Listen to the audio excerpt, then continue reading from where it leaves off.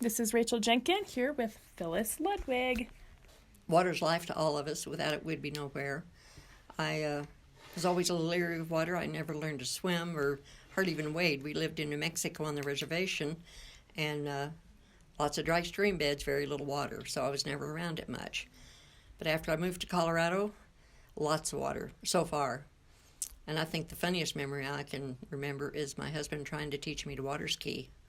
And he put not only a life belt on me, but a life jacket. Oh my I was gosh. so afraid. Where was that? Where did he try to teach you? At La Platte's Pond, here north of the highway. And he would try to get me to come up on the skis. Well, I couldn't do it. So he went underwater. I stood on his shoulders and finally took off. That's my closest interaction with water. Did you ever learn to swim? No. Nope. Well, I did take swimming lessons, and I got to where I get across the pool, and that was it. And I was about 32 then. Oh my gosh. So yeah, you mentioned living on the reservation. Yes. There's not much for water there? No, very dry. Ugh. The stream beds were dry, and the most interesting thing we found there were the fossils in the bottom of the stream beds and the rocks. Jeez. I think you're the first one to mention Colorado as wet. So it must have been very different than than here. Mm-hmm. Yeah, because Shelly was just talking to her, and she, Colorado, it's dry. There's not as much water here, but it's definitely tightly controlled. Right, it has to be. Mm-hmm. Or you couldn't make a living otherwise, and you couldn't have your towns. We have to respect both water rights for both of them in order to make it. And it's been hard the last few years because of the drought season we've been in. But we're thankful for every drop of rain or snow that we get. Yeah, and what a nice rain season it's been this year. Oh, it has been great. We're finally getting our haying done. Yeah, it right. quit long enough for us to hay now. Yeah, and you have to irrigate, right, to get Exactly. to get the hay growing.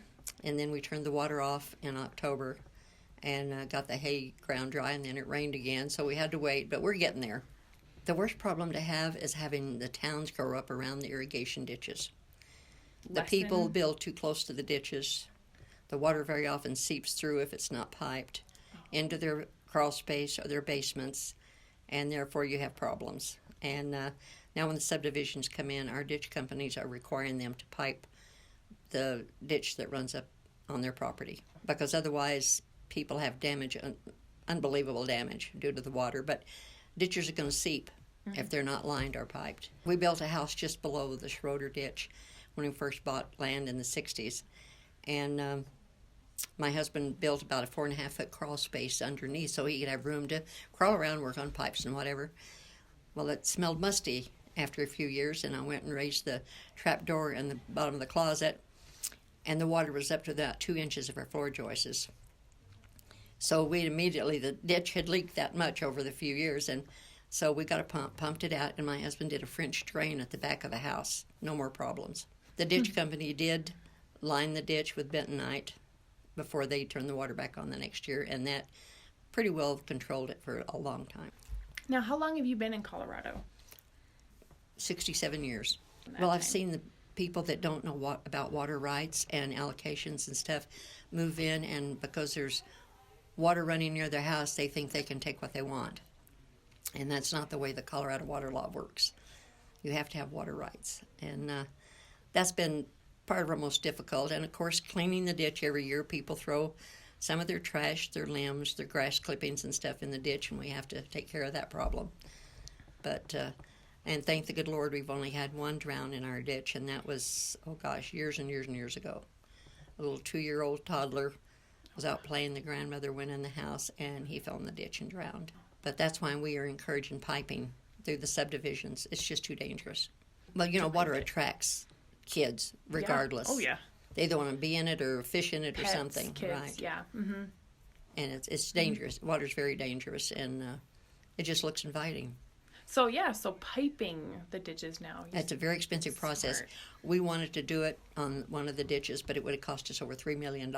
So now the town has agreed a few years ago to require the subdividers that are along the ditch to pipe it at their expense, and then we maintain everything. Well, I appreciate that they have kept water on the western slope. That has been a battle for many years, trying to take it over on the eastern slope where there's more growth to the cities and such. And so far, the people that we've put in office on our western slope has kept it here for us. That's good. And downstream so too. Yeah, Yeah. it feeds the tribe too, and That's very important because they have senior water rights. Oh, yeah, there have been a lot of water wars in the past. Yeah. I went to a seminar in Mancos, Colorado a few years ago, and I was the only woman there. There's 50 men and me. And the narrator asked each one why we were there, and he came to me and he said, "And why are you here?" And I said, "Well, I liked your seminar title." And he said, "What was that?" And I said, "Whiskey's for drinking, water's for fighting." If that's not the And that's truth, true. oh my gosh, yes. Several people have been killed over water in the valley here. Not My at husband's all. great-grandfather, in fact, shot and killed a man and his son over water rights back in the 1800s. Oh my gosh. And then he shot himself.